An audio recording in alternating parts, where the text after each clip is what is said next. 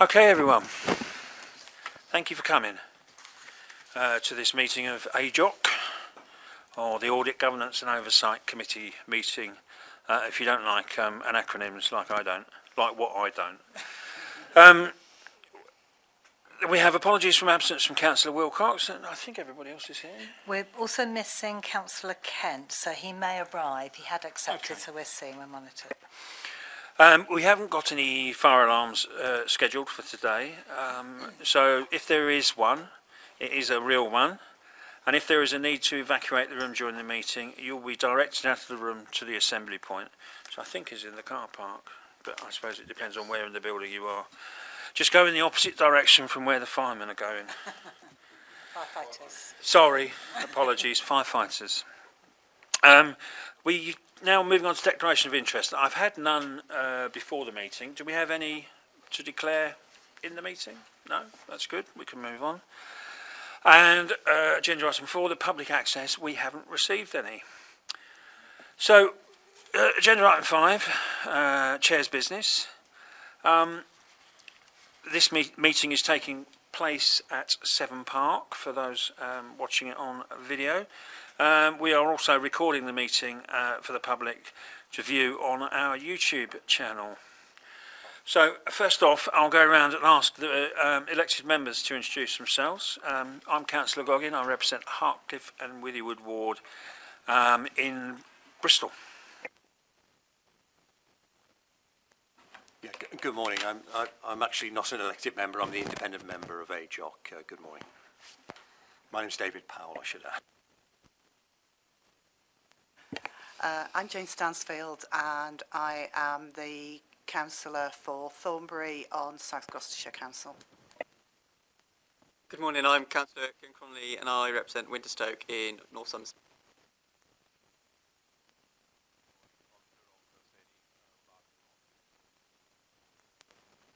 Good morning, Matthew Riddle, and I represent the Severn Ward on South Gloucestershire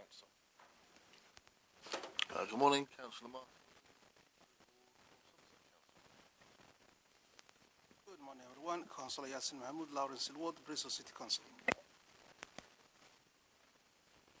Okay, I'll now ask the officers present to introduce themselves. We'll go around in the same direction, starting to my left.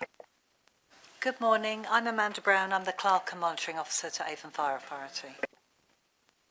Morning, I'm Verity Lee, Statutory Finance Officer. Good morning, Emma Bowen, Democratic Services.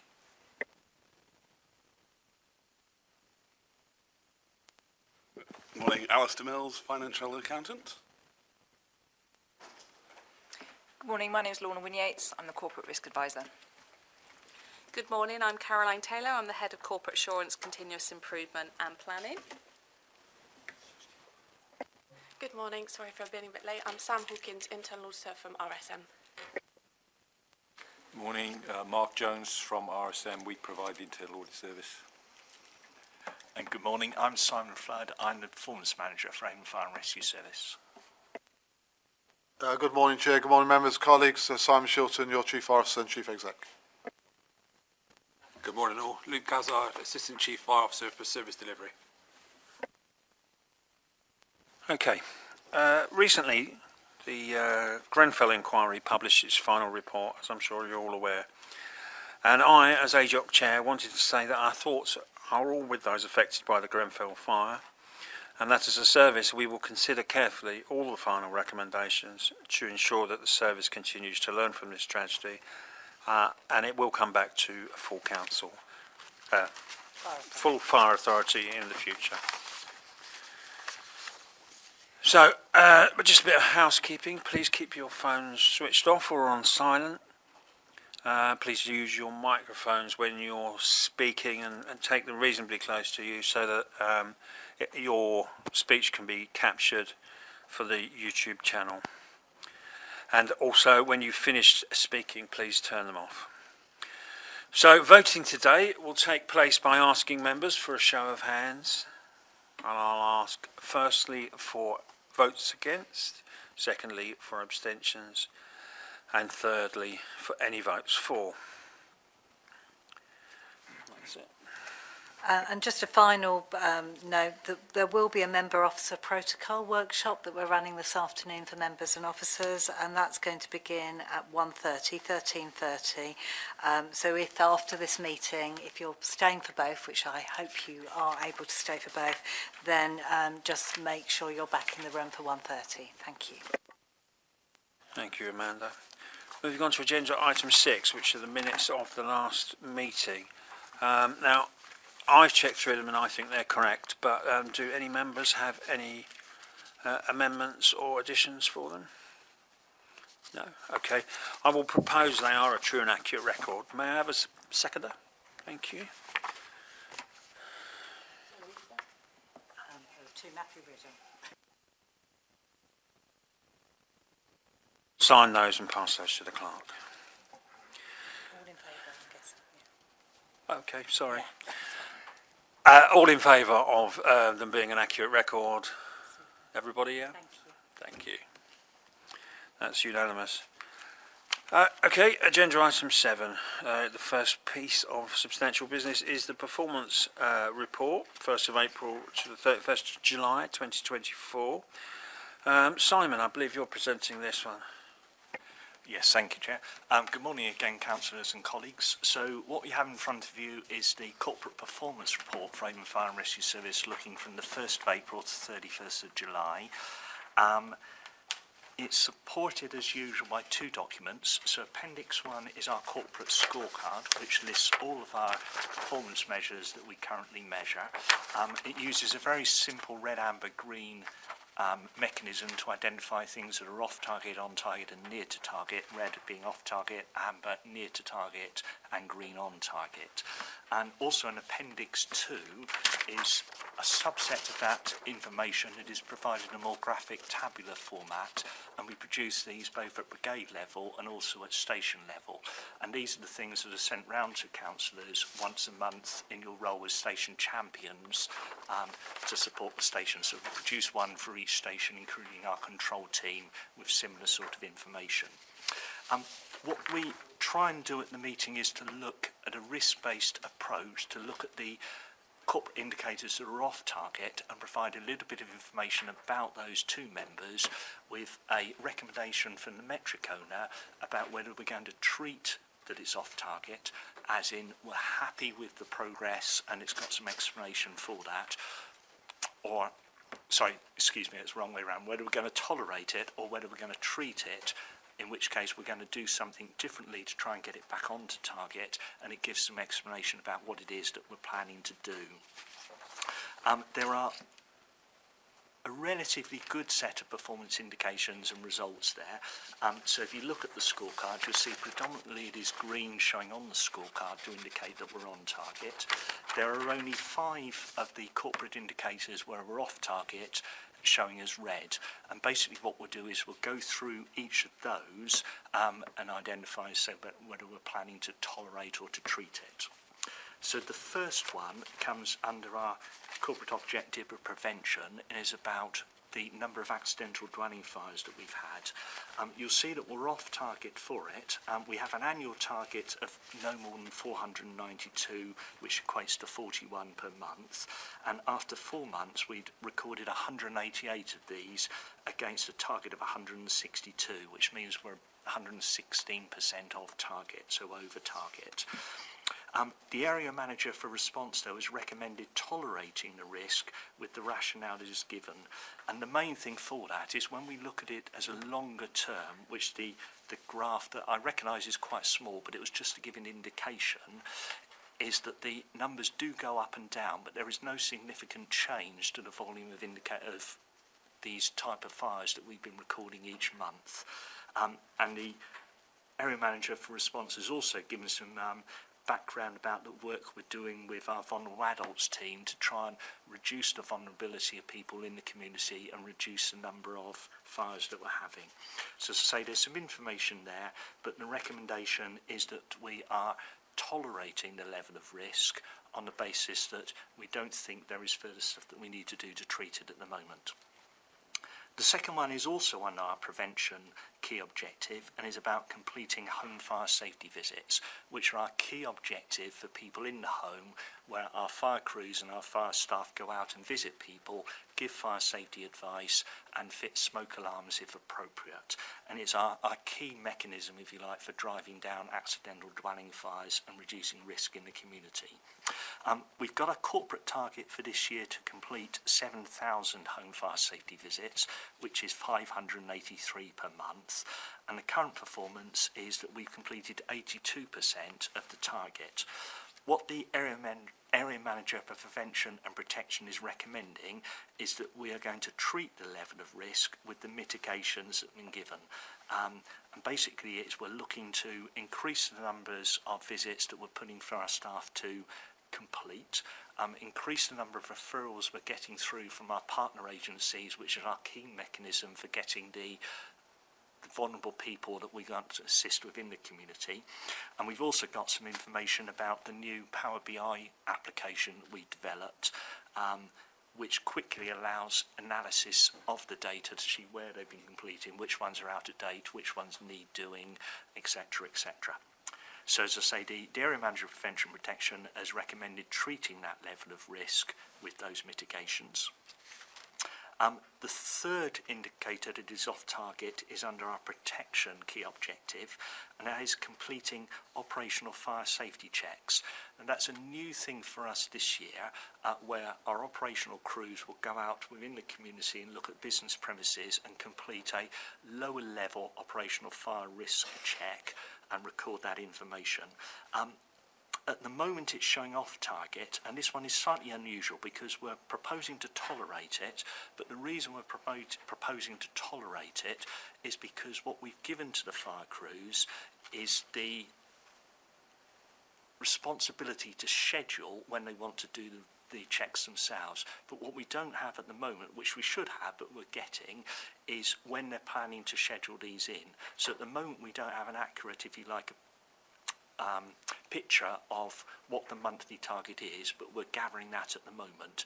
So at the moment, without that, we don't exactly know whether we're on or off target. We know the volume that we have done, but we're working towards getting that information, and then we'll be able to put that onto the scorecard. So a little bit of anomaly at that one, but it's something that we're working on at the moment to get the information as we want it. The fourth one is under our resilience key objective and is about the working days and shifts lost to sickness for all of our staff. And the Head of Human Resources has recommended treating the risk with the mitigations that are listed in there. I won't read it all out, but we've got some things. We have a new supporting attendance policy, which we're still embedding and working on, and we're still doing a little bit of housekeeping on that to make sure that our managers are managing sickness absences appropriately, ensuring that we complete our welfare checks and obtain the necessary documentation to support the sickness and support the staff when they return to us after a period of sickness. And we've also got some information about the mitigations that we're planning to do with regard to developing a new people services dashboard, which will give us better insight on a more holistic way into the sickness absences. So we already have a dashboard that looks at the reasons and where, so we know exactly what the, if you like, the causes of sickness, both on the shifts loss and occurrences, and where the sickness is occurring. But the people services dashboard will give a more holistic view of the sickness information to allow us to identify areas where we need to make further interventions. And we've also, through the Wellbeing and Fitness Lead, have successfully gained support to implement a private healthcare provision through Benedin Health, which all of the evidences will help reduce sickness amongst our staff. So that is something positive, I think. The fifth and final one of these is one of our new indicators under our improving our service key objective, and it's one of our health and safety indicators, and it's about the recording of near-miss incidents. And our target is that 50% of our incidents recorded should be near-miss incidents, and the research from the health and safety team is that a healthy health and safety, if you like, culture within the organisation, you should be looking at around about half of the incidents recorded being near misses. We're just off target with that at the moment, with 40% of them recorded, which is 25 out of 63 have been recorded as near misses. But we've got some information in there about what the health and safety team are looking to do to promote that with regard to treating that risk and to make it better. And it is something that the health and safety team used to monitor internally, but have asked us to increase the visibility of that by making it a corporate target, hence going on to the scorecard, which is a mechanism and a process we go through each year with our service leadership team, just to make sure that everything that's on the scorecard helps to give the leadership team a holistic, if you like, picture about the performance of the organisation. So things do come onto it and come off it as we move on. So that was really all I wanted to say with regard to the performance report. The recommendations, as I say, are in paragraph 2.1 for each of those. So if I could open it up to questions from members, and then we could take the recommendations. Thanks, Simon. And if members will indulge me, I've got a few prepared questions, and I'll just quickly go through those. You said about the graph. It is. I mean, I couldn't tell the span of the years because I can't read that with whatever pair of glasses I put on. And it's a little bit the same way. You know, it's just feedback. But it's a little bit the same way when a scorecard is printed out. Maybe we need to put it over a couple of extra pages or something like that. I don't know. I think Emma tries to share her hard printed larger copies. Oh, I have I have the report large. Oh, yeah. Anyway. Okay, we'll make sure we do that. Thank you. Sorry. Okay, moving on to the health and fire safety visits. The contingencies for absence, obviously, these are all feeding back into 5.5 resilience in some way. So you filled the admin vacancy, but has there been more work done to not have us in this position again? Yeah, I think there has. I think I'm relatively new in post. I've sort of already identified that there are probably opportunities to strengthen our referral process with external stakeholders, different agencies around the county. I think that's going to be really important. And once we do that, we can then look at how we can then drive that vulnerability risk through. Because when we get a referral through, we don't know if it's a high, medium or low risk. So we're actually very, very good at giving home fire safety visits to the most vulnerable in the community. But we need to create that volume of referral back in, so we need to really strengthen that with the external agencies around the county. Thanks, Luke. And having had a health and fire safety visit myself, I can say they're well recommended. Again, moving on to 5.4, prevention and protection. Have you got any more details on that? The work is being undertaken. I'm not entirely sure. Again, I think Luke's going to jump in. Yeah, I think what we've tried to do is empower our crews on every station, so on every watch. They get 30 visits per year, and they're allowed to book them in depending on the volume of their workload. As long as they get the 30 done within that calendar year, we're empowering them to get them delivered as and when and prioritise their own workload, which is an absolutely great thing to do. However, it does make it slightly more difficult to report on. So we're just evaluating that between myself and Simon about how we can report on that slightly differently, and whether we actually need to go back to crews and say, we need you to do 6 per month or 7 per month or whatever that looks like, or maybe just ask Simon and his team to analyse the data and report on it in a different way. But they're actually being done. But we won't have that true figure as in the target until much later in the year. Okay. Thank you very much, Luke. I've got a few more, but I'll open it to members for questions.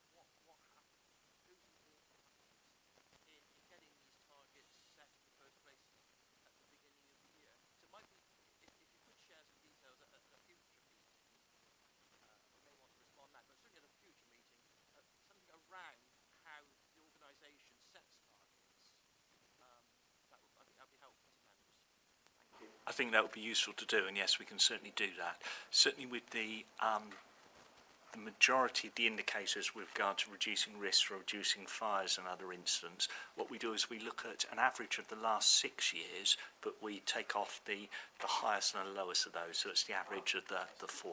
But we can certainly set that out and share. Yeah. Thank you, Simon. Thank you, Matthew. Jane?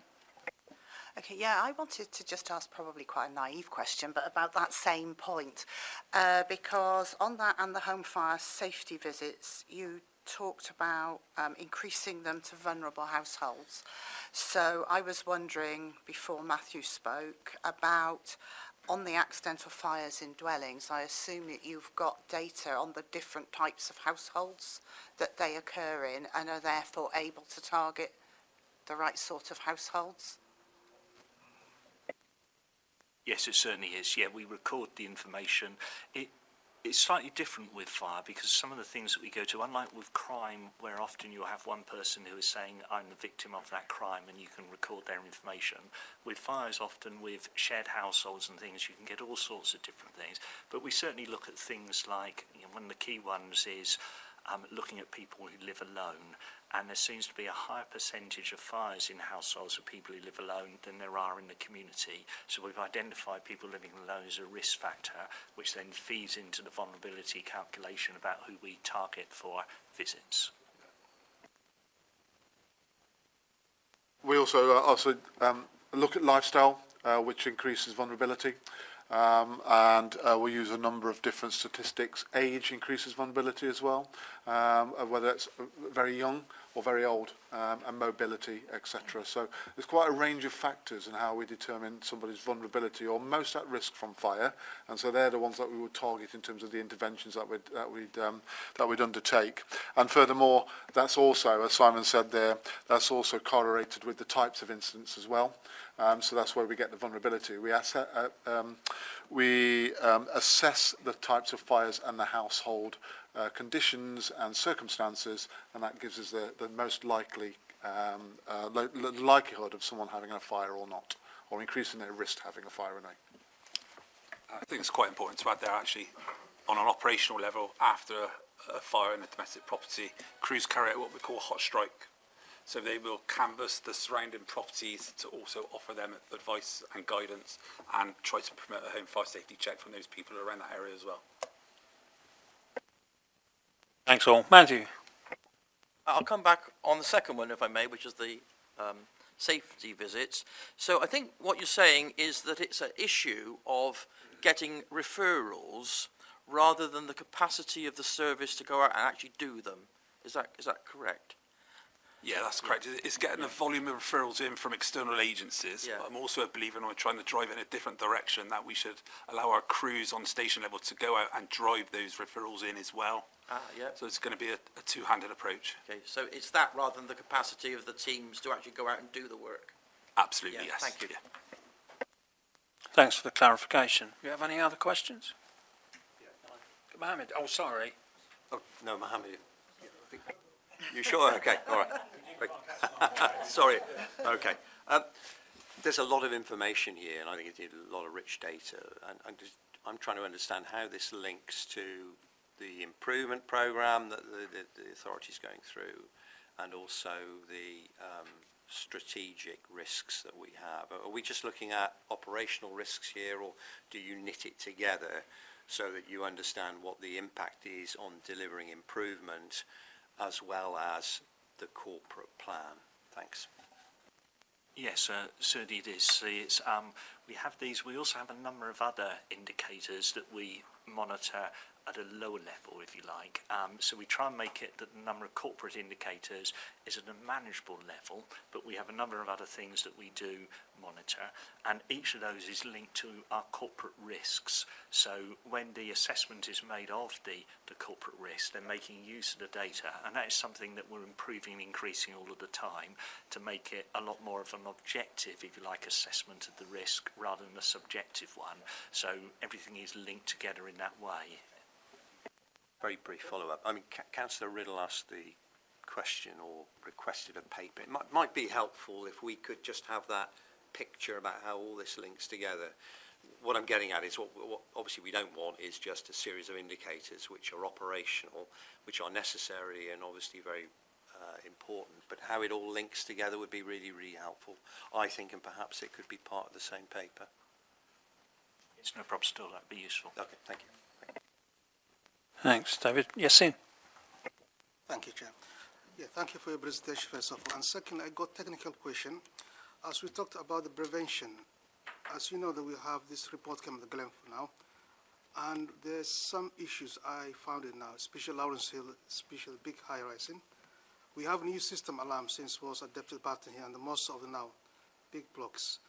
And now we have issues coming about system error.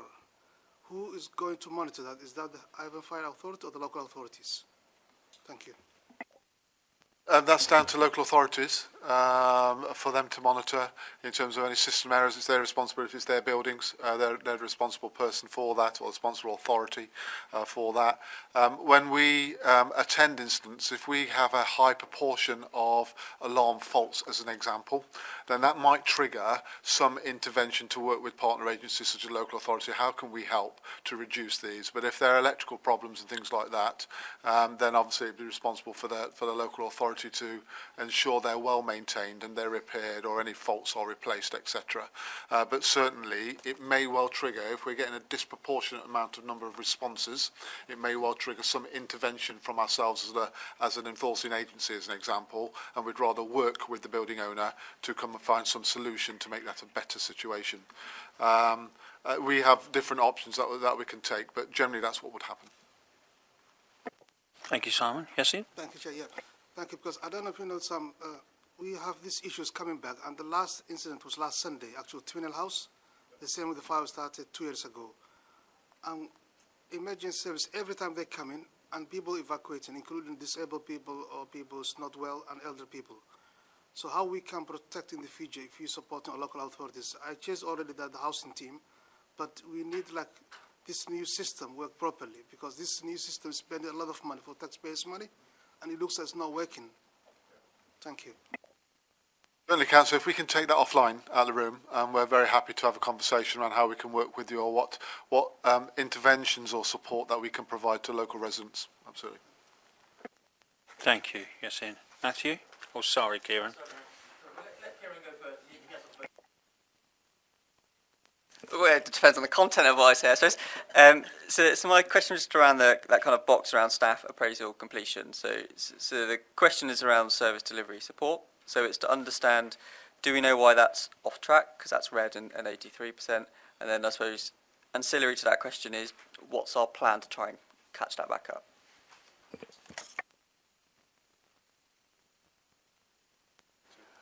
Sorry, which one, Councillor? So unless I've jumped ahead, it's Appendix 2.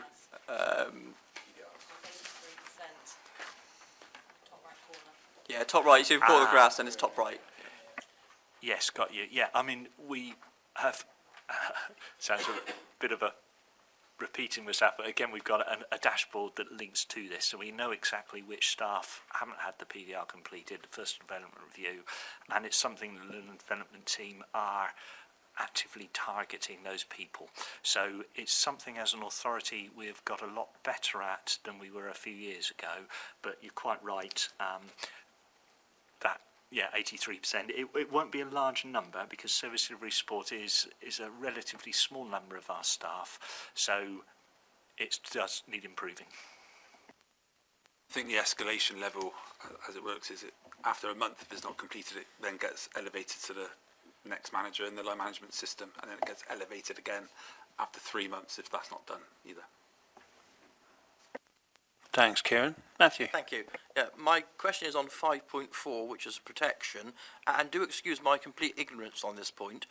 What is operational fire safety checks? What is? Can you give me examples of what that might be? Thank you.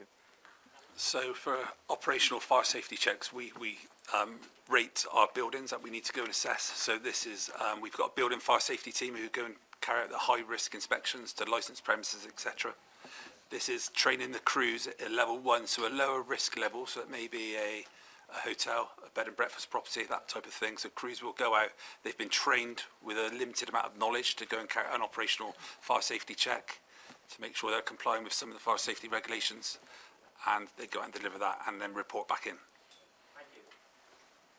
Thanks both. Okay, I've got another couple, so I'll jump back in. Going on to well-being, on page 22, at the top there, it says that we've increased the number of station fitness advisors. I wondered what that's gone from and to, as in, is it 1 or is it 10? Our aim is to have one on every single watch, so that'd be 4 on every fire station, and then amongst the day crew and teams as well, we've also got a number of representatives from different teams. We don't actually need a fitness advisor on every team on day duties because they work in a very different way, but we absolutely want one on every single watch. You know how many extra we've had when we've increased it? I don't have those figures to hand, Paul. Yeah, sorry. All right, thank you, Luke. And then finally, we've got a talk at the end about NHS provision and expediting diagnostics and support, Benenden Health. So I'm presuming, and this is a very, very vague question, I'm afraid, but I'm presuming the NHS crisis has exacerbated this, and the crisis of ambulances not being able to drop off, and or am I on the wrong end of the stick here? I think this is an initiative we're setting out for all colleagues who work for Avon Fire and Rescue Service in an aim to help us drive down our sickness levels. I think this is it may not be Benenden Health as it happens. I think that might be a typo. I think we're going to go out to a full procurement process for that to see who the successful company is. We're looking at doing it over a 2-year period initially, with the aim of driving our sickness levels down. What some services around the UK have introduced this find is because it covers pre-existing medical conditions. They found a number of staff in that first year get themselves fixed, if you like. So the sickness levels may rise, but then in year 2, 3 and 4 after that, the levels come down because the private healthcare method is you can see a GP within 24 hours and get assessed for different ailments within 7 days. So it will hopefully get people back to work a lot quicker. You have to go on to the consultant stage and so forth. Absolutely, So, yeah. I can see why that has a delay. And one final question, really simple one, I hope. What's a near miss? This could be a lead like we may have in the room today where somebody has almost tripped over, but they've recognised it as an issue and a possible health and safety event. So what we really want to do is promote a really positive health and safety culture. We want people to identify this because it will stop future events. So if we can promote that really good culture of people identifying it early and reporting it is the key thing, because then it allows us to assess that data and see how we can drive our campaigns in the future to reduce those events. Thank you. I wasn't sure. It meant you had to be grazed by a fire truck or something. It's normally it's like an event or situation which may give rise to causing harm. That can be rectified in essence. So that's what we call a near miss. So it's a good thing, it really. Yes, yeah, absolutely, yeah. Okay, Matthew, I think you've got another. Yeah, I was just going to say, on the back of that, it's a very important part, I think, of health and safety. If you can identify where the risks are, and of course, to the individual, it might be a badge of shame coming and saying this nearly happened. But I think culturally, like you say, a positive message and encourage people to come forward with near misses is really positive. I think it's a cultural change as well, because we don't like expressing perhaps our shortcomings, but it is really important that we do get that culture of positivity and reporting. Thank you. Yeah, Councillor, and also the near-miss process enables us to make our workplace, our practices, our procedures a safer place for all of our staff, of course, and we have a duty of care to do that and a legislative responsibility also. So, that's the whole basis of trying to generate a good, positive health and safety culture where near-misses are reported much more frequently so we can rectify them at the earliest opportunities before it gets to either an incident has occurred or a catastrophic position. So, yeah. Thank you. Tim, if I could first get you to introduce yourself and then ask your question. Thank you. Thanks, Chair. Firstly, can I apologise for being late? I made the newbie's mistake of going to Nova Way and discovered I'm not that good, actually, at fire engine maintenance. So I eventually turned up to the right meeting room in Avonmouth. I'm Tim Kent, councillor for Hengrave and Whitchurch Park in Bristol. A quick question. It's just around the short-term sickness. I was wondering if we know what proportion COVID is having as an impact on that. Because obviously we're keen for people to return to work, but sometimes if people return to work, it can have very unfortunate effects. Yeah, it's something that we do monitor. We did have some spikes last year. The numbers have come down.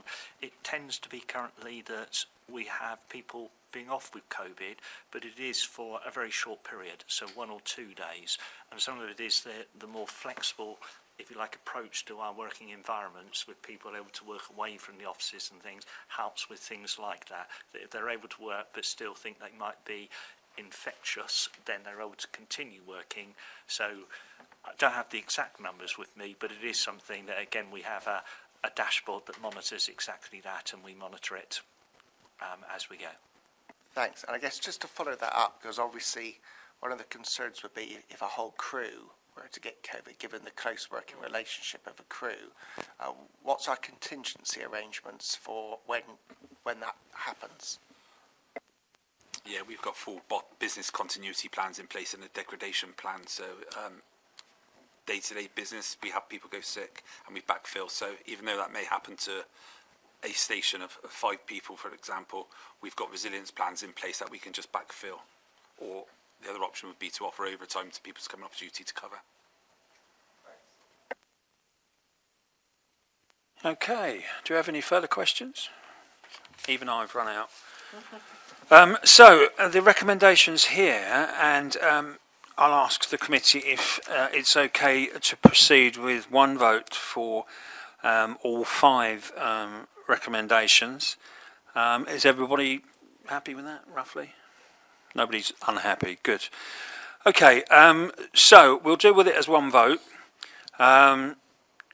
We are asked to approve the metric owner's recommendation as follows, and I won't read out all of the individual entries. So I propose that we do approve.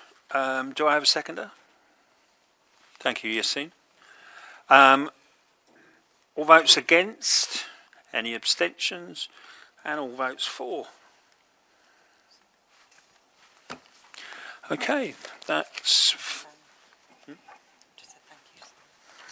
Thank you, Simon, and thank you, gentlemen, for stepping in as well.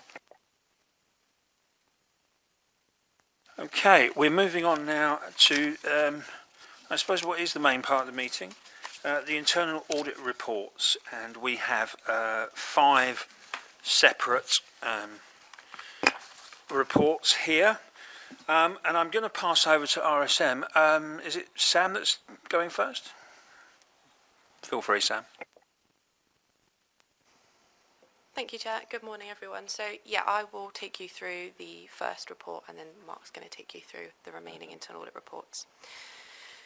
So, in terms of the HMI CFRS governance audit, this was carried out back in July 2024, and it was requested in light of the HMI CFRS inspection, which took place back in May 2023, where during this inspection there were 2 causes of concern and 2 accelerated causes of concern raised. So this audit was to provide assurance as to whether Avon Fire had implemented an effective governance framework to identify, track and manage the actions raised in response to the accelerated causes of concern. Overall, this report received a reasonable assurance opinion, with the report concluding that there is a well-designed framework in place. Overall, 3 management actions were raised, 2 of these being low and 1 being medium.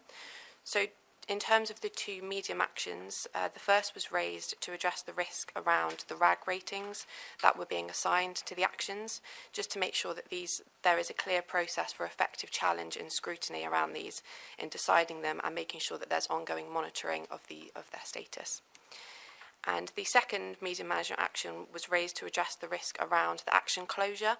So we identified that at the time of the audit, there wasn't a control to provide independent review of the completion of the actions in order to make sure that not only are they fully implemented, but also that they're having the desired impact and the desired effect. So that was all I wanted to say for that report. Happy to take any questions that the members have got. Thanks, Sam. And I'm looking around for questions. I think you've got off very lightly there, but well done and thank you for your work. Thanks, Chair. What we'll do... Sorry, Simon, yes, please. Members, we've just recently had a revisit from HMI. I will give a briefing at a future a full authority, but part of the re-inspection for the first 2 weeks in September, the chair, the Fire Authority chair and I had a hot debrief Wednesday with the inspectorate on their findings for looking at the four cause concern. One of the areas they looked at was governance, and they determined that we have good governance arrangements, good reporting mechanisms and scrutiny by members, and good attention to the deliverables within the framework that we've established to monitor progress around the necessary improvements that we have. So that's a positive news, and that's also backed up by RSM's audit that I commissioned to ensure that we really want to make sure that of the arrangements we've put in place, that they are working and they are effective in order for us to see sustainable change. And of course, we're very grateful for some of the feedback that we've had, that we've been able to strengthen some of that area as well. One of those areas that we've strengthened is also now to further improve the scrutiny and support to those officers and staff that are responsible for delivering some of the work packages. Is we've also had an interim internal improvement board, which is a support mechanism where one-to-one meetings are had with action owners for that support and that's additional scrutiny. Prior to it going to the service improvement board, which then in turn following that goes to full authority and policy and resources committee for reporting. So thank you. Thank you, Chief. What I propose we do, and please let me know if you're not happy with this, is that we take each of the 5 reports and then we take questions, we move on, and then at the end, subject to us being happy to deal with it in one vote, we'll do it that way. But we'll take each report and then we'll take questions. So do we have any further questions there? No? Okay, thank you. And we're moving on now to the asset management, I believe. Thank you, and Chair. that's Mark. Thank you, Chair. I'll pick that up, and good morning, everyone. So this is a piece of work that we've done on financial controls, but specifically focused around the processes for recording and accounting for assets, including the various processes for acquiring and disposing of those assets. You'll see that this one has got a partial assurance opinion, so not the sort of level of opinion that typically you receive. And we've agreed with management the need for 4 medium priority actions and 2 low priority actions. Just focusing on the medium priority actions for now. The first one of those was around needing to agree a more frequent identification of the fixed asset movements. Previously they'd been done on an annual basis as part of the year-end accounting process, and what we've agreed with management is that it would be more appropriate to do that as a quarterly exercise and bring it in line with the reporting to the Policy and Resources Committee, and to make sure that that process captures all additions and disposals, just to improve the accuracy of that reporting. The second area was around getting the capital leads to have a role in updating the useful economic life of any newly acquired assets, and that this would then be checked by the finance team for consistency. The third one, which is perhaps one of the most significant ones, was around the process for the physical verification of the asset. Is it actually still in place where the authority and management think it is? And the action that we've agreed there is for the finance team to look at the various sort of compensating mechanisms that there are in place around asset management and control, and to assess whether further action needs to be taken to verify the physical presence of the assets. And then the final one was just around some updating of the guidance on asset disposals. As I said, this has come out as a partial assurance opinion, but we have agreed the actions with management, and we've got timescales for their delivery, and obviously we will follow up these as part of our ongoing follow-up action, so you will get sort of an ongoing assurance that these actions have been implemented. So I'll pause at that point, Chair, and take any questions on that one. Thank you, Mark. And you say that there's plans in action and we've got schedules. Is it possible to share those with us? It's in the body of the report. Sorry, it's in the body of the report. Thank you very much. Responsible officer and the date, etc. It's on, I suppose, is the deadline date that's been agreed for head of finance. Sorry, it's right in front of my face. I'll move to questions of have a Onco, then David. yeah.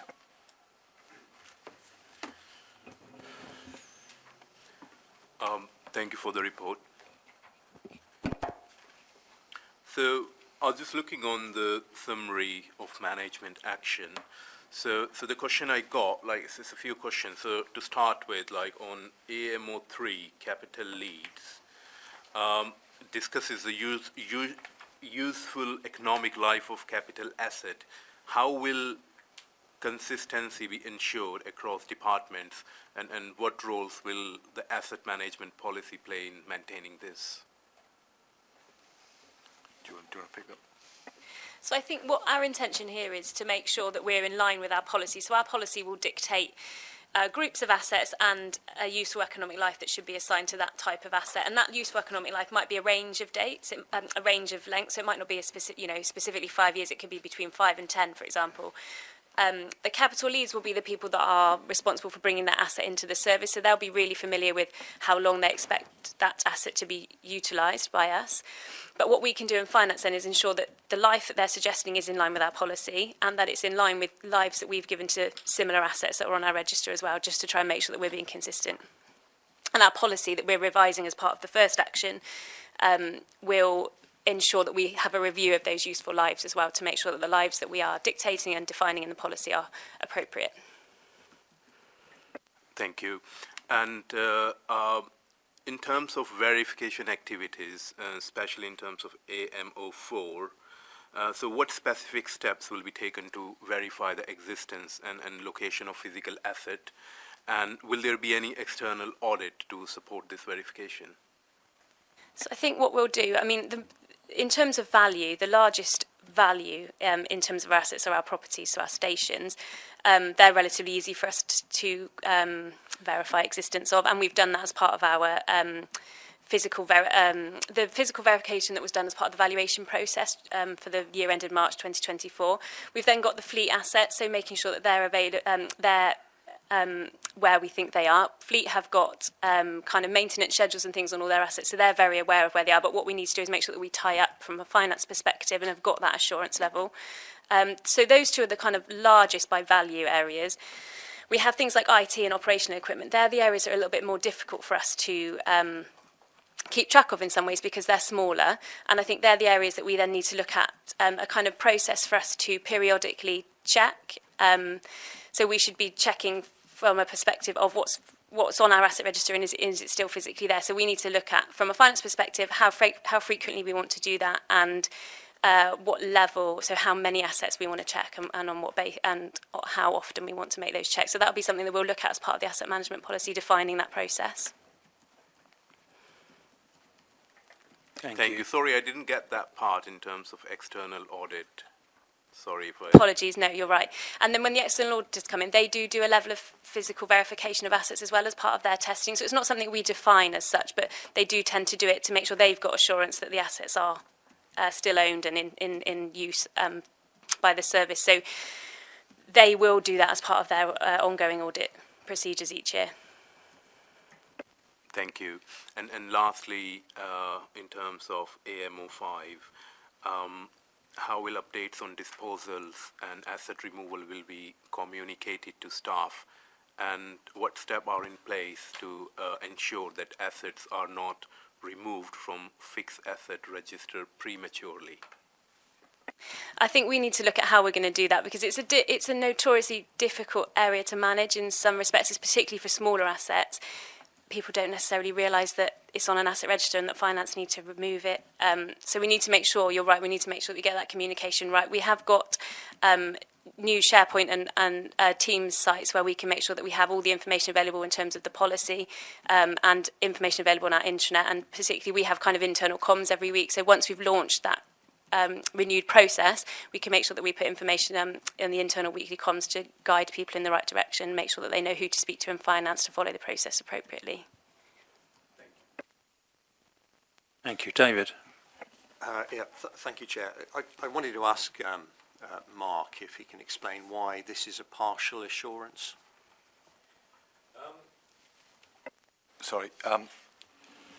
There's a number of factors that we take into account when we develop the opinion, and to some extent it's the number of actions that we've raised, but we also look at the risk and the significance of them. So I think it's probably fair to say that this was a little bit borderline between whether it was just into the next level up. But I think the key factor that decided it for us was the one that I did particularly highlight, which was around the asset verification process and the potential lack of assurance that we were getting in that area. And that's the one area that would probably tip the balance for us into that negative partial assurance opinion.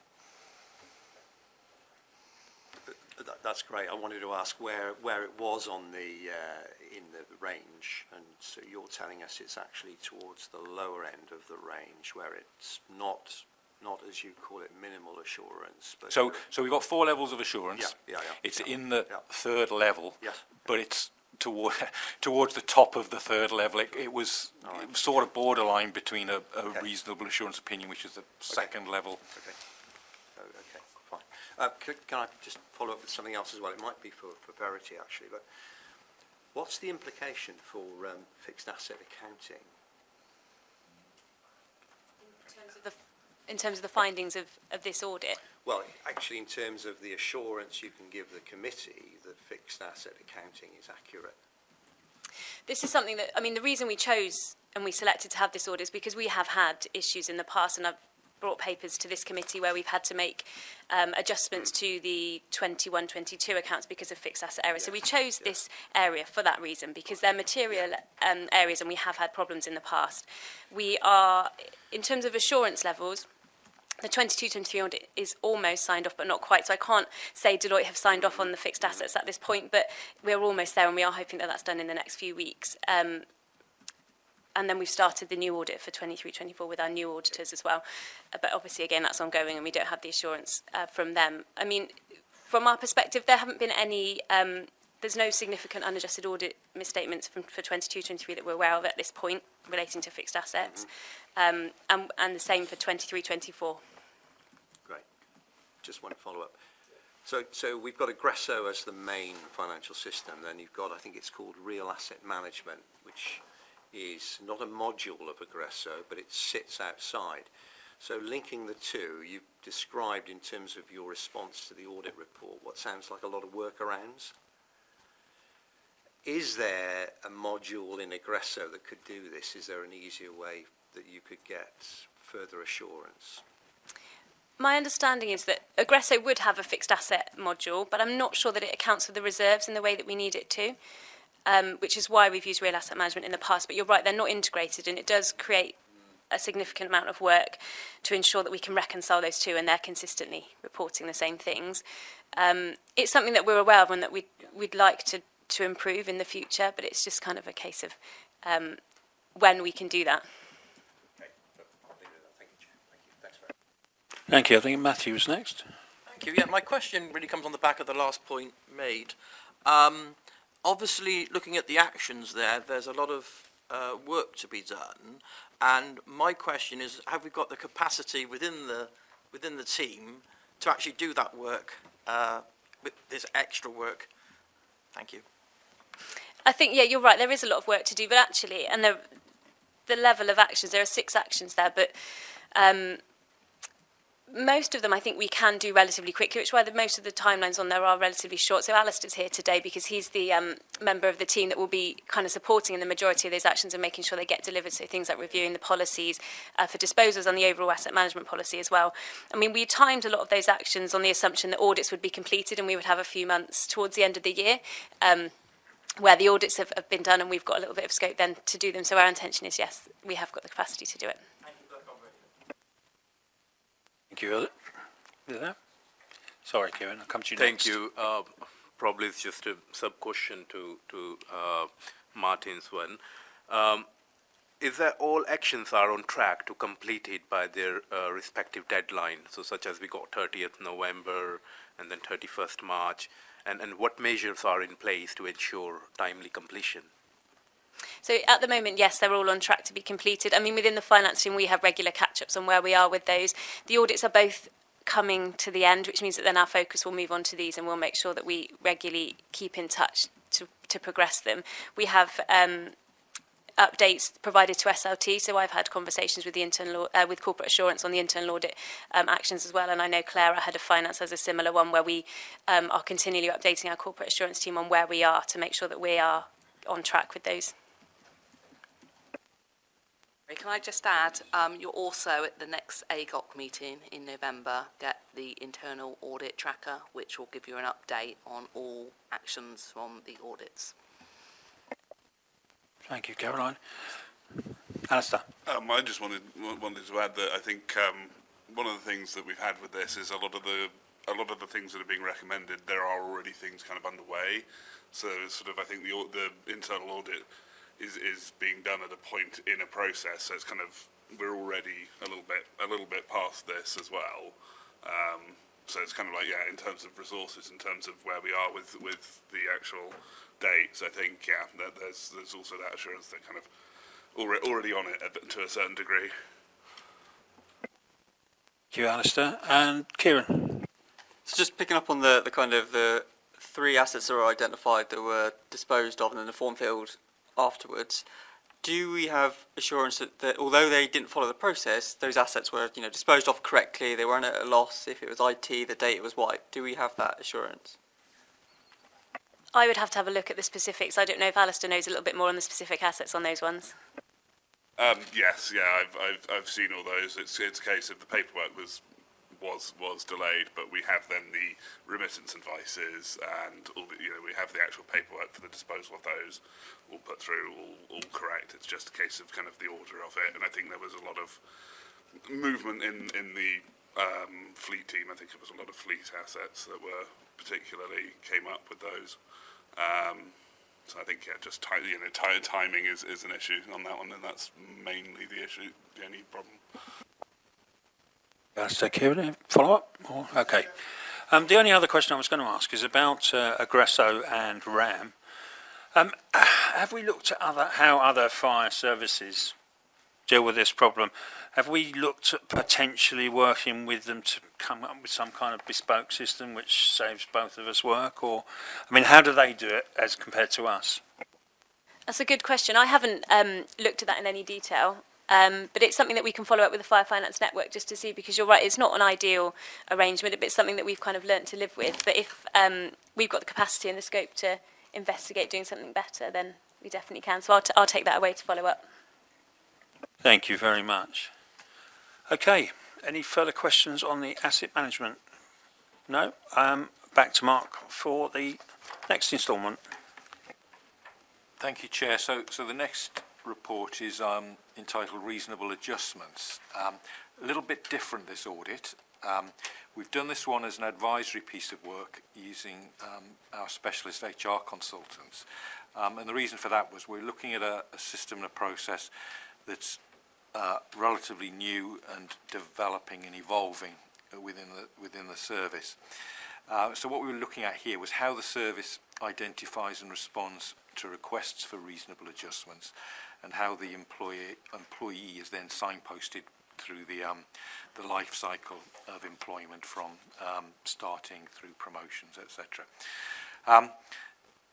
So it's obviously a very topical area. It's an area that many organisations are starting to think about increasingly, and it's good to see that the progress that the service has made in this regard, and we've reflected that in the conclusion, that good progress has been made in this area in tackling this issue, and indeed in even looking at it as an issue, I think is ahead of some of the organisations, some of the clients that we've got. So good progress has been made, but you'll see from the advisory nature of the report that we've concluded that some further work is needed, and that was the whole point of this audit, was to help the service think about what areas needed some further enhancement. And so not surprisingly, there have been some actions that have arisen out of this that we've called of an advisory nature. I won't run through them all, but there's 8 actions in there around policies and procedures, around the whole recruitment process from the guidance and the process itself, and in the areas of movers and promotions. But I'll take the report as read. I won't go through the detail of it, but again, open it up for questions, Chair. Thank you, Mark. Questions? No? Okay. And I don't have any questions, so thank you very much for that, Mark. And we'll now move on to the 4th report, which is the progress report. So this is a standard report. You've seen this format before. So all this report is telling you is how are we progressing in terms of the delivery of the internal audit plan for the current year. You'll see that we've issued 3 reports in final form. Those are the reports that you've just seen in front of you. You can see within that report the rest of the plan that remains to be delivered and the timescales for that. In short, the delivery of the plan is in accordance with the schedule. We've got no concerns that we won't meet the timescales that we've set out, and the plan will be delivered well within the financial year. So in terms of progress, it's reporting everything is okay. And it's also, there's a little section in there where we review it for you at each meeting, the progress of implementation of actions. So we look at the management's action tracking, and where management have identified that they believe that they have completed some actions, we then verify and test that the actions have actually been implemented and have had the desired impact. So since you last met, management identified 3 actions that had actually been completed in that period, and our testing confirmed that that was accurate. So again, you've got some assurance that that management are reporting and are on top of action implementation. So again, I'll pause at that point. Thanks, Mark, and thanks to your team for the work they've put in. It's always good to have a good progress report. Do we have any questions on that? No, that's fine. So we'll move on to the last one, which is the benchmarking. So what's this report about? You'll recall at the last meeting we issued our annual report, which was based on all of the work that we did for you in 23-24 and gave you an overall opinion. Obviously we've done the same for all of our emergency services clients, so we've issued all of them with annual reports. What this report does is it brings together the findings across our emergency service internal audit client base. So there are fire authorities in here, but there are also a number of police forces as well. So it's not just fire authorities, but we've included the police in there as similar issues, similar types of risks, and also it just boosts up the numbers to get a little bit more validity in terms of the pool that we're looking at. So what this is doing is it's benchmarking what we reported to you in your annual report at the last meeting in terms of the opinions that we gave, the number of actions that we agreed with you, what our overall opinion was against what the position was in the sector. And in all cases, I think that you'll broadly see that the opinions that we offered were generally in line with what we're seeing across the sector. The numbers of actions were similar, and our overall annual opinion was similar to the vast majority of organisations in the sector. So nothing huge probably to be learned from that. The only other thing that the report does do is it just does highlight some of the key findings that we found and where we agreed actions from across the sector. That's just presented to you by way of information, and so you might want to think, well, do these things apply to us? Yes, no, etc. So that's again a summary of the benchmarking report. Again, I'll pause at that point, and I think that's our final one. Okay, thank you, Mark. Do we have questions on the benchmarking? Tim. Sorry, I'm new, or a retread back on the authority anyway. I'm aware of the government report in 2023 and the enhanced monitoring. I was looking at the benchmarking report and I noticed your organisation's annual opinions. And in it, in 21, 22, 22, 23, 23, 24, you give us that the organisation has an adequate and effective framework for risk management, governance and internal control. I'm aware that the other inspectorate didn't quite agree with some of that in some of their recommendations. I was just wondering why was it missed by us or you, but found by the government inspector? I said I'm new, so I'm sure you've already heard this question, but I'm just trying to understand how we got into the position we were in. Thank you. I'll answer that from an internal audit perspective, but maybe colleagues over here will want to look at it from a different perspective. But I think what we're looking at is we're coming at things from a different angle. So our focus is very much on risk management, governance and internal control and those systems, and it tends not to look at in detail the operational areas that will be typically the focus of the inspectorate. We don't audit those operational areas in detail because that would be just duplication of effort. So it's pointless us reviewing the same areas that are going to be regularly reviewed by the inspectorate. So our plan doesn't include the sorts of areas in detail that the inspectorate would look at, and that's the primary reason why there might be a difference, because we're looking at things with a different lens. Thanks. I accept the answer at least partially, but some of what the government inspectors found was, such as the system dropping calls, I would have thought that that would be picked up through an audit process. They also did mention up-to-date risk information. So I was just wondering, really, how that it was not part of our internal audit process. I mean, if you're saying that that's just because it's the operational side totally, I'm just wondering if we do need to have a little bit more audit over those elements. Thanks. As I said, I'm new, so I'm sure everyone's already asked this question 10 times over before. I think Councillor Mark is right. We'd ask our internal auditors to look at slightly different elements that are not necessarily operational, more around, I think, governance, good governance and compliance. We'd ask our internal auditors to look at elements like that, how policies working, etc.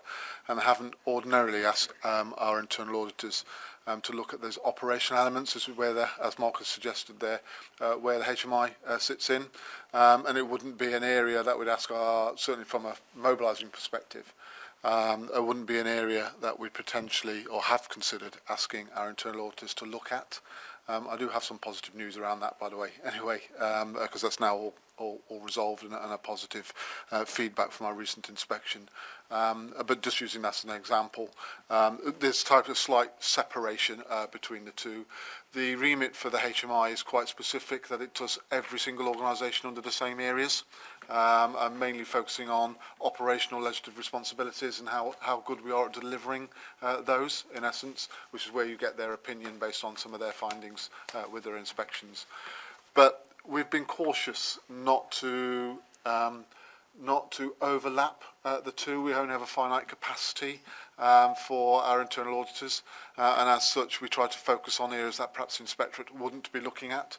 But certainly an example that we've used that Sam presented earlier on was using some auditors' time to look at our governance arrangements around how we've responded to the findings in the inspectorate as an example. So that's where our internal auditors can support us, if you like, with a fresh set of eyes on how are we delivering and how we are coping and how we've responded to some of these other areas that we need to improve on. I don't know if that answers your question, but we tried to keep them separate because they've only got a finite amount of time. Thank you. That's a very good answer. Thanks. Yeah, please, Mark. Could I just add, just by way of context, that the approach that we've adopted here is exactly the same approach that we've adopted and has been adopted by every other police and fire organisation. They've all adopted the same sort of split and utilisation of the resources in the same way. Hence, the opinions that we've offered for yourselves is similar across all of our clients. Thank you, Mark. Thank you, Simon. Thank you, Tim. Another question? Thank you. Well, nothing on the benchmark, but just on the audit outcome. So we do mention over here we got SIB. So how is the SIB ensuring accountability, and how frequently is progress being reported to SLT and Fire Authority?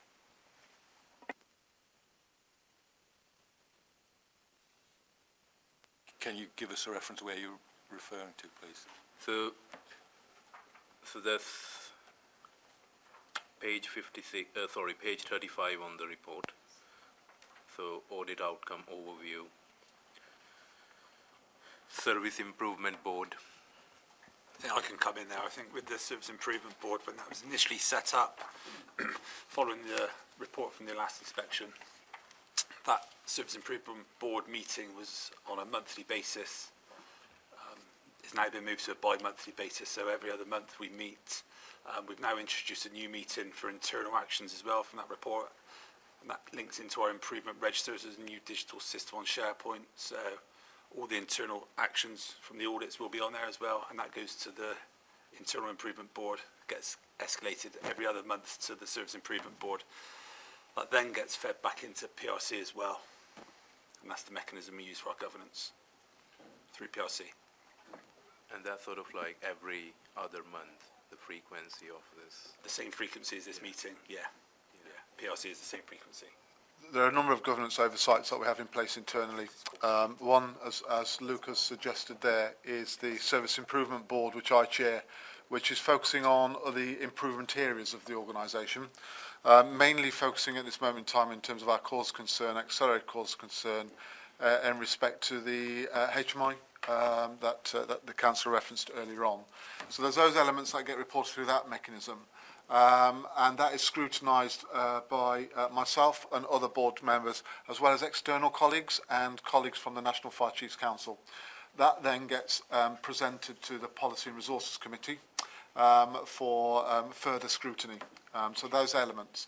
In terms of, as Luke referenced there, from internal audit actions, there are a number of mechanisms that was also scrutinised. It's through, as was mentioned earlier on, an internal improvement register. So it's recorded on there, so we track progress through that. Through line management meetings as well. Through the corporate assurance framework that we have, and that in turn is reported back through the senior leadership team, which they meet monthly, but audits are every quarter from that perspective, along with corporate risk, which is a future paper. And then that in turn obviously gets presented around this table for you to scrutinise as well. So there are a number of touch points in where we track progress or reports come back into around how we're getting on with the recommendations and the work package associated with that.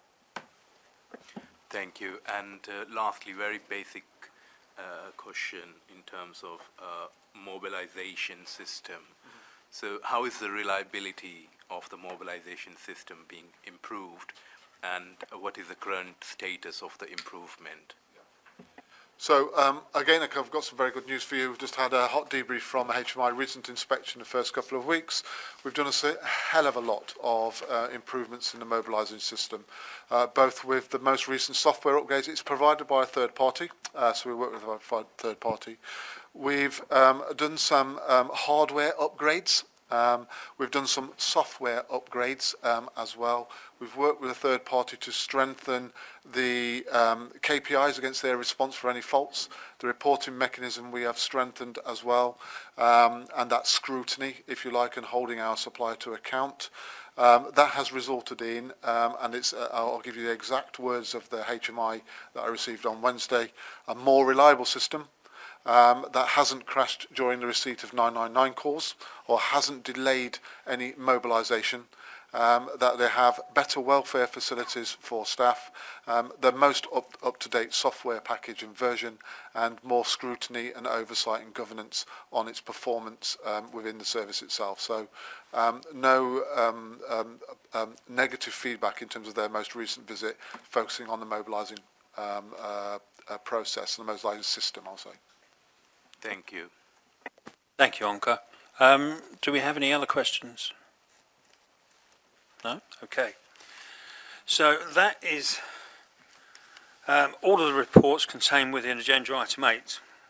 So if everyone's happy, I'd like to vote on the recommendations as one block.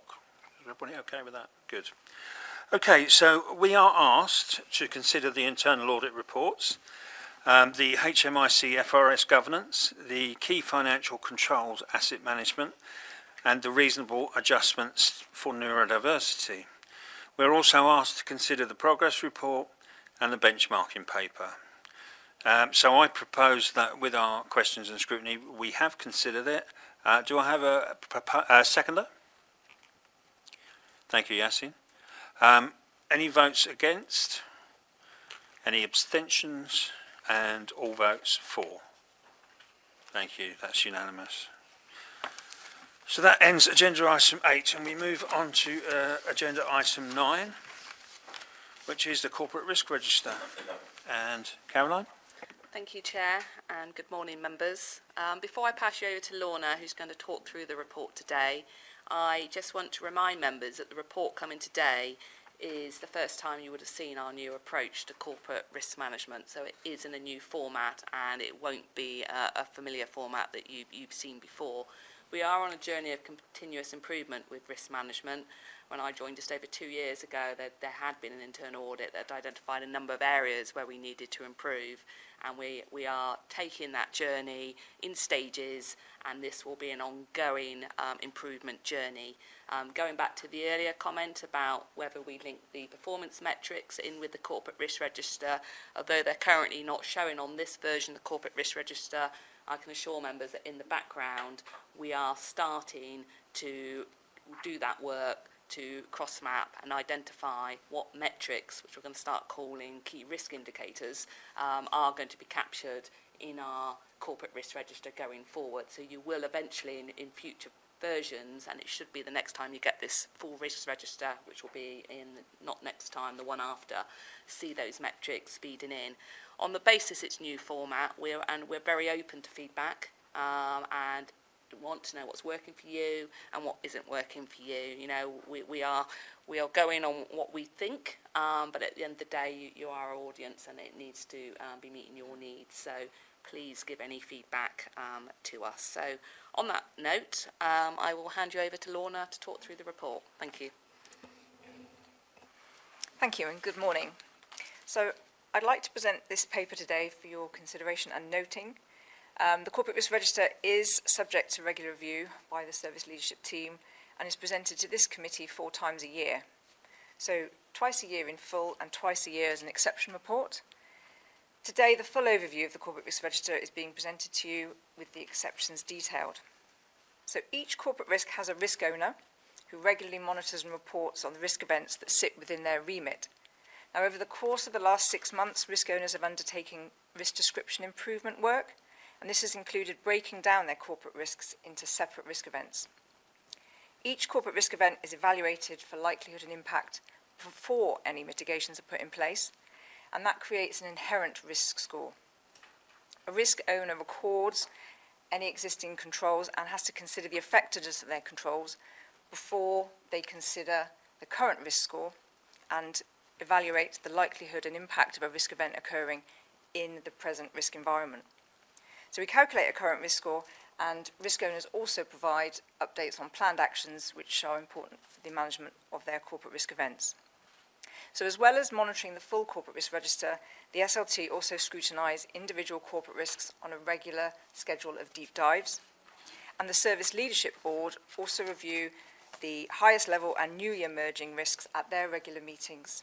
And in addition, the Treasurer undertakes a regular review of the corporate risk register's financial risks to provide additional assurance. So if I can ask members to turn to Appendix 1 on page 125 of your committee papers.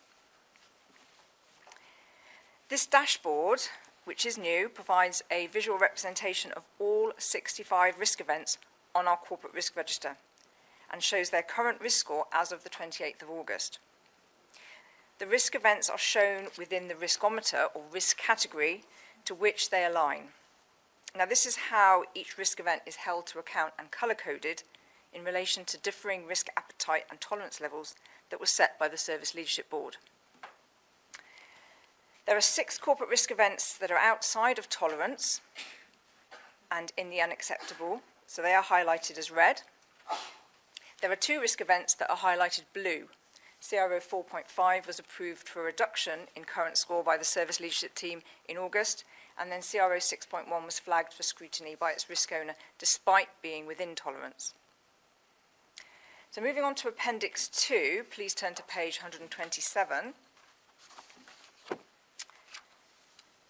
You will see here the full detail of all 8 risk events that are exceptions and received additional scrutiny by the SLT on the 28th of August.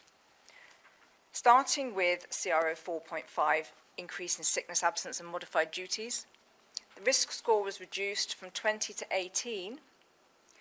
In summary, this was because existing controls had shown a reduction in likelihood for this risk event, with data on sickness and modified duty figures supporting this reduction. On the next page, we have CRO 6.1, failure of command and control mobilising system. Now, this risk event was identified as an exception, not because it's out of tolerance and in the red, but because of added cost pressure that has been highlighted during the procurement process for the new mobilising system. Now, this is yet to be quantified and the situation is being carefully monitored. It doesn't increase the current risk score for this particular risk, CRO 6.1, because the risk event itself is around technology. But there is potential that any increase in cost pressures may impact on risks around funding, which is captured in CR 20.1, and this will be monitored. The remaining 6 risk event tables that are in Appendix 2 on pages 128 to 132 are included here because their current risk score is outside of tolerance. Now, this is illustrated with the graphical representation of our riskometers, where you will see the black arrow for current risk score is pointing in the red section of the riskometer at the higher end. So we now use this term outside of tolerance, and it is showing in the red. So firstly, CR 15.3 is a pension risk, and this is a risk event around failure to acquire adequate data from Bristol City Council. This situation is being carefully monitored with actions in place to bring about improvement and lower that risk evaluation. Next, there are 3 separate risk events under CR 17, building asset condition and physical security. First of all, CR 17.1, failure of building condition resulting in station falling below minimum required standards, has a current risk score just outside of tolerance, with plans in place to progress building works where conditions have been identified as concerning. CR 17.2, titled Inability to ensure all buildings are compliant with relevant legislation requirements, also has a current risk score just outside of tolerance, with the property team looking at solutions to improve assurance in this area. The third CR 17 risk event is CR 17.4, failure to apply adequate controls to contractor works. Now, this is a safety risk with improvements underway to reduce the likelihood of this risk further and bring the current risk score down into the tolerance level. CR 19.2 is on page 131 and is failure to achieve the efficiencies and savings requirements within the medium-term financial plan 2024 to 28. This risk event is outside of tolerance because the project is facing uncertainties around reduction of staff numbers and future retirement profiling. And then finally, CR 20.1, lack of appropriate funding to adequately fulfil the service's aims and objectives. This risk event has been scored at 20, i.e. probable and major, for 3 years now because of funding uncertainties. It is now flagged as outside of tolerance because our new riskometers have financial risk events going into the red at a score of 19 or higher now. So it is likely that CR 20.1 will remain outside of tolerance for the foreseeable future, and that's how we will manage it. If I can now ask you to please turn to Appendix 3 on page 133. The tables in this appendix provide a summary of all 65 risk events in the full corporate risk register as of the 28th of August. This provides additional context for the current risk scores that were provided in the dashboard in Appendix 1 and assurance on how the risk events are being monitored by risk owners and all service leaders. And then finally, for your reference, Appendix 4 on page 139 provides you with the risk scoring matrix and definitions of likelihood and impact. So that concludes my presentation of the corporate risk register. So I'd like to open up for any questions. Thank you. Thank you, Caroline, and thank you, Lorna. And thank you to your team behind the scenes, obviously, as well. Just a quick, it's an opinion question, I suppose, But out of the 65 risks, only 5 are in the red. I'm presuming that's reasonably good.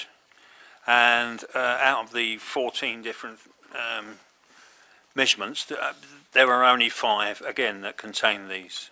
So would you say, I mean, obviously you can't identify, when you first identify a risk, as you say, it could appear as red because you've only just found out about it before you've had a chance to mitigate it. So would you say that it's, you know, on the whole, promising? Yeah, I would say in terms of the overall picture, I think this is presenting a positive picture and clearly of transparency and risk awareness, which is what we're aiming for. Obviously, we do have, using these new riskometers and risk categories, we do have quite a few risks that are sitting in the upper tolerance level, which we might still deem as higher than we want them to be, because obviously we want them in the green, which is where our risk appetite has been set. So we're not just working on the ones that are out of tolerance and in the red. There is a lot going on behind the scenes in terms of, just because it's intolerance doesn't mean we're necessarily going to sit on our laurels and be happy with that. So, you know, there's a lot of work, like I said, with the whole team, actually questioning and scrutinising, aligning with what's going on with internal audit, service planning, and so forth. And obviously, as a team, we have that unique insight, right, to have that full sort of awareness. I don't know if Caroline wants to jump in. Yeah, I mean, the only other thing I would want to add, if we've got 6, and I would have thought that's fairly healthy in the red. We have set with the board last December our risk appetite and tolerance levels. And as I've said, we are on a bit of a learning journey and a maturity journey. So the board have looked at all the categories, people, property, finance, and made a joint decision where they feel those risk appetite and tolerance levels should be set. We will be going back to them this sort of December, January time and asking them to review again those risk appetite and tolerance statements. So there could be some change. It could be, now we've worked through this a couple of times, there's a decision actually, we don't feel that tolerance was set right and we need to realign it. But at the moment, we are trying to work in a more informed, evidence-based manner where we've got some more data and statistics to be able to manage our data. So it's less subjective than what we historically had, where we didn't have 65 categories, we had 16, lots of risks grouped together, and the risk owner sort of making a sort of overview assessment. We've now got more breakdown, which is more focused and allowing the risk owner to make a more informed decision on the likelihood and risk score based on that focused event that could happen. So I think the data we're getting is more accurate now. But overall, I think it is a healthy picture, and you would expect, I think, to have some risks in the red. I'd be probably concerned to see a risk register where there weren't any risks in the red, because it's also about you know, constantly managing your risks in work. Sometimes you've got to look at the priority level and how much resource you want to throw depending on the level of risk as well. So we need to keep horizon scanning, monitoring and managing our risks in a dynamic way.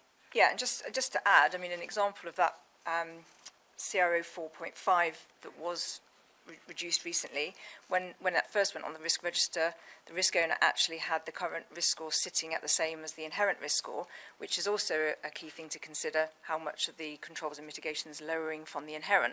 And we very much value the risk owner being honest and saying, I can't say at the moment that there's enough evidence to show that the controls are doing their job.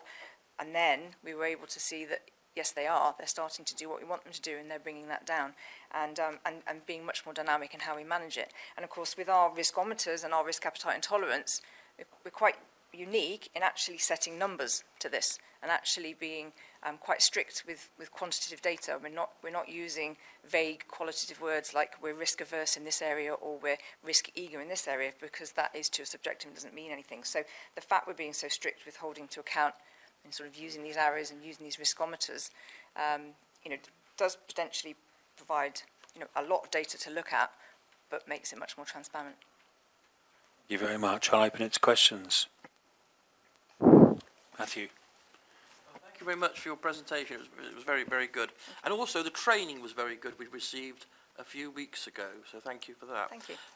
Just to be clear, the ones that are in red, in effect, and I think there's 5, wasn't there? They'll be reported again at our next meeting? Because I see that there was a meeting on the 28th of August of the SLT. So at that meeting, new work and actions and things have been put in place. So we'll see this again at our next meeting? In your next meeting in November, Yeah. you'll be having the exception report. Yeah. So you'll have information on any risks that have changed Okay. since this report. Okay. And I anticipate that there will be some that are being, because the SLT are having the full corporate risk register going to them in October, and already risk owners are being much more sort of assertive and dynamic in coming and saying, actually, this risk can come down now, this risk can go up. So you will be seeing, you'll probably see different ones coming to the exception report in November, because you'll be seeing the ones that have gone up or down. Yeah, I'll just add, you will see these ones again, because you, as an exception, you'll see any risks that are red. Red, okay. And if they are no longer red, and they've gone down, they would have changed. Yeah, So sure. by default, either way, these will definitely be coming to Okay, you yeah. at the next meeting. No, I'm just interested on the ones that are in red, because obviously SLT have met and discussed them, and it'd be interesting to see what happens to them going forward. Yes. Hopefully they'll be better or reduced. And so that'll be reported at our next meeting. Yes, you'll get the exception report in November, and that will include any red risks and any where the score has changed. So these will automatically be included. Yeah. Well, There's 6 of them as well. yeah. Yes. Okay, well done, thank you. Just to follow up on that, Councillor, we do have regular deep dives at our senior leadership team every month. On a rolling basis, individual risks are subject to proper deep scrutiny around what the risks are, what the mitigations are they working, are they not? But some of those risks, where they're in the red, may take a long time for intervention to take place, such as building risks. And it may well be, as an example, we've got a building replacement programme. We brought to authority previously around Bath Fire Station and Western Fire Station, so our state strategy from that perspective. So that might take slightly longer before we see that reducing. And also some of the risks around financing, with the uncertainty around authority financing, which is not dissimilar to your own authorities. We won't know any outcome of that for a period of time. So that may still remain at a static position until it gets better. Oh, sorry. I just want to say, just well done on the work. It's really good, really informative report, really helpful. I do this sort of stuff at work as well, and this is a really good report that I've seen well. So I might actually nick it, actually. But yeah, no, well done. Thank you very much. A lot of credit to Lorna. Chair, can I just say, this is down to Lorna and Caroline's hard work. Lorna is our expert in this area and has really moved us significantly forward in developing this, following the Orange Book standard, and probably one of the most forerunning fire and rescue authorities to get us to this position. So I think all credit needs to be given to Lorna and her colleagues as well. I appreciate that, and I think I've seen already just that embracing of transparency and seeing risk as more opportunity than risk. So, we shouldn't be frightened of things out of tolerance and in the red, because it might well be that the controls and mitigations are keeping it at that level and working effectively rather than it potentially going up even more. So, of course, the key thing is on that sort of likelihood and impact indicators, and not being scared of scores, not being scared of colour coding. And that's happening all through the service, and that will increase our risk maturity with leadership on board. Thank you. Thank you. Thank you for the report. We got 65 risk events. I'm not sure if it is a question or it's more like a part of discussion, but we got like these 5 or 6 which are in red. And to be honest, it seems like, some of them, they are like the big elephant in the room. And a lot of other events which are directly or indirectly sort of like a correlate with these one which are in a red. So how many you think which are related with these one which are in red? And if we won't address them quicker, the one which are in like yellow and green will turn red as well. So for an instance, like the building control finances. Yeah. So, Absolutely, and that's a piece of work that we're going to be doing in the next few months to actually map out the interdependencies between the risks and using data and automated processes to look at thresholds and triggers. And if that happens there, already mentioned today around CRO 6.1 with the control and mobilising system and the knock-on effect to funding and finances. We've got building, and this is where the risk categories are really useful because it's not just risk owners working in isolation, but I was thinking about, for example, building condition and property risks that actually are a safety risk, so health and safety need to be on board. We've got business continuity throughout it all. I had a meeting this week with our new head of IT, who is coming on board with the control and mobilising risks to sort of map across the IT risks and comms risks. So that's going to improve, and we will see that. So you're absolutely right. What we don't want to do is to miss, well, if one risk is going up in one area, have we captured it elsewhere, and is that risk owner aware of that? And once we get the corporate risk register as a fully digital register, then those automated processes will then trigger a different risk owner to say, well, this area is being increased, you now need to do this. So you're absolutely right. It's something we are aware of, but it requires more us as a team having that overview rather than an automated process that triggers a risk owner. But that's in the pipeline. Watch this space. Thank you. Thank you. Kieran? As someone who's new to the authority, I think I just put a bit of context around the Bristol City Council, the C15.3. What is the actual challenge of getting that information? And then I suppose the question is, what is the consequence? Right? When I see the word pensions, I often run away. So the consequences of not having that would be quite useful to know. It might be, Verity might be very useful in actually coming in here. Sorry, Verity, to put you on the spot, but Verity has helped with updating this particular risk. A lot of people actually input to the pension risks on a regular basis. So if you don't mind answering that, Verity. I think we've just struggled really with it. I think it's a lot of historic information. I think from speaking to Bristol City Council, some of the records are not all in one place. I think they changed the system at some point in the past. So kind of gathering all of that information and kind of providing it to us in the format that we need to be able to prepare the annual benefit statements. I mean, I know that the pension team, so pensions sit under Rich Welch, the assistant chief, that's not here today, but they sit under his responsibility, and they're in regular conversation with Bristol City Council, and I do dip in and out of those conversations because the pension information links to payroll and the element of this financial services contract that we have with them covering the payroll provision. So that payroll provision is being moved away from Bristol City Council from the 1st of April next year. So there's kind of a level of urgency to get this information before that contract ends. So we're in regular conversation around that process as well, and making sure that we get this sorted before we leave. So I suppose consequence question, and then the second bit of what happens if we don't get it. It's then almost gone, isn't it? Because Bristol City Council won't have an SLA with us by that point. They have. So I have asked the question about continued support if we haven't closed off everything, and they have given us their written assurances that they will do that. I'll work with procurement as well to make sure that if we're not in a place where we've got everything, we make sure we've got something in place to make sure that they will still provide us what we need. I'm not an expert on the kind of deadlines and stuff for the annual benefit statement, so I couldn't kind of say about the consequences of not having that information in time to prepare those, but that's something that I can take away and find out, because it's not necessarily something I've been involved in. Just to add some extra assurance, there's been a lot of pension work going on at the moment with the key personnel, and there is a pension risk register that sits behind this as well.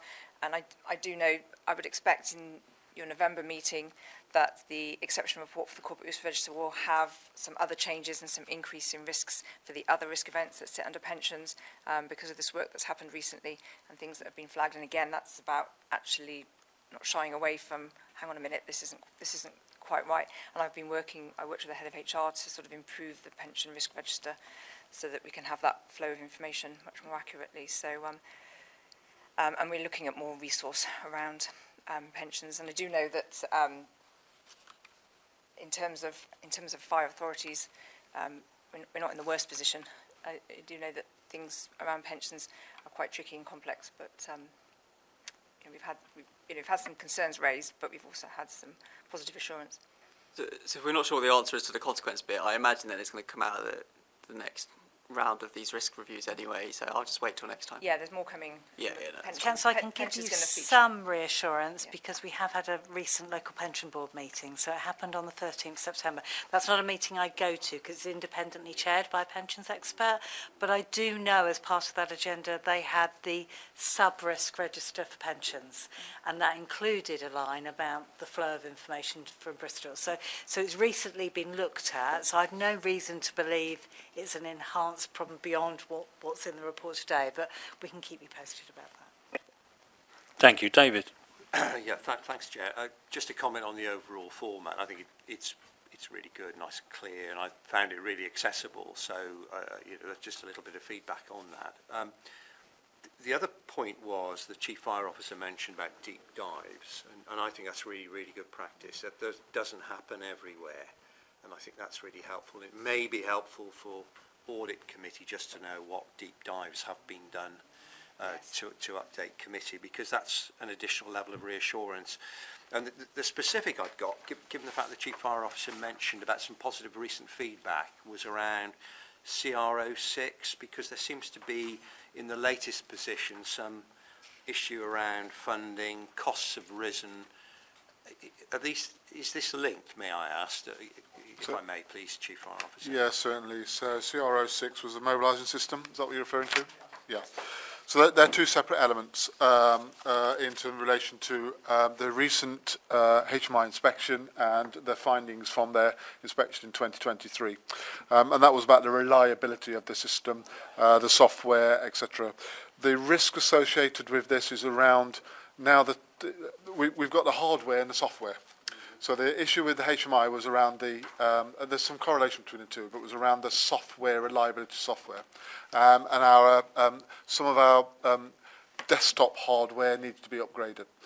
This now is about the whole system technical refresh. So all of our servers, everything that generally hosts the full software mobilising system. So the telephony, the mobilising, what the computers feed into, all of that server process. And the risk associated with that is we'd initially anticipated, it's going to a Policy and Resources Committee next week, where we'd underestimated the cost in relation to its full replacement. And market engagement as it gives an indication that nobody would be bidding because they couldn't meet what our expectations were in terms of the financial allocation, which is part of the procurement process. So the risk is that the increased cost of that is the affordability of the increased cost, not actually the reliability of the system. They're slightly two separate elements in relation to the risk factor in here. Just to follow. Sorry, David, just on that. Go on. However, there's an associated risk if it's coming to its end of life. So if we don't replace it, the risk is it will become more unreliable in terms of the hardware failing. So that's sort of, you've answered, I think, the question I was going to come to, which was, what does this mean for ongoing improvement and the delivery of a safe and effective fire service in Avon? And if you wanted to just confirm that. Yeah, it's a critical system. We couldn't provide our service without it. So it is, it's a necessity to constantly refresh and update and upgrade. It's about a life expectancy around about 5 to 6 years as technology moves on. So that's part of this technical refresh around over that period of time. We will be wanting to align ourselves to the position of technical data. As an example, our current system is hosted on our premises, so we have servers on our premises, and we have that doubled up, so we have two separate premises for fallback arrangements. Obviously, as technology moves now, you can go to a cloud-based process. So that's kind of how the system moves on. So just to find it close up, it will be more resilient then, in effect? Yes, yeah, in essence, yeah. Okay, do we have any further questions? Sorry, I was just going to add about the deep dive schedule as well, just to reassure about how frequently that is. We set an expectation that each corporate risk area is scheduled for deep dive at least once a year, but in actual fact, that creates a schedule that's about every 9 to 10 months. But also, we are dynamic and we respond. So, for example, the fact that there were 3 CR17 building property risks that were out of tolerance, flagged up in June. The SLT asked for that to be returned sooner than the schedule was showing. So now we've got them broken down into separate risk events. We don't have to do all of them under the same heading. We can do specific ones. So there are 3 of the CR17 risk events that are going back to the leadership team in January, which is ahead of schedule. And I know for the fact that the head of IT wants to take IT corporate risks to a deep dive in December, which isn't on the schedule, but he's done that request. And again, to have risk owners actually asking to present deep dives because they want to create that open is really good. So thank you. Thank you, Lorna. Thank you, David. Any other questions on this? No? That's brilliant. Okay. So the recommendations for agenda item 9. AGOC is asked to review the corporate risk register in respect to the risks in this report and consider the controls and mitigations in place to manage these risks. And secondly, consider whether the committee needs any further information to be assured of the appropriate management of these corporate risks. So are we happy that those have been fulfilled? There's nothing anybody else wants to add? No? Good. Okay, I'll deal with them as one vote then. I propose that the recommendations are approved. All those against? Oh, sorry, I need a seconder first. Thank you. All those against? All those abstaining? And finally, all those for. Thank you. So that's passed unanimously. And that brings us on to agenda item 10, which is the date of the next meeting, which is Tuesday, the 28th November 2024 at 10:30 hours. And Tim, it's in Severn Park. And I'm playing with you, honestly. Thank you very much, everyone. The comms will now stop videoing the meeting.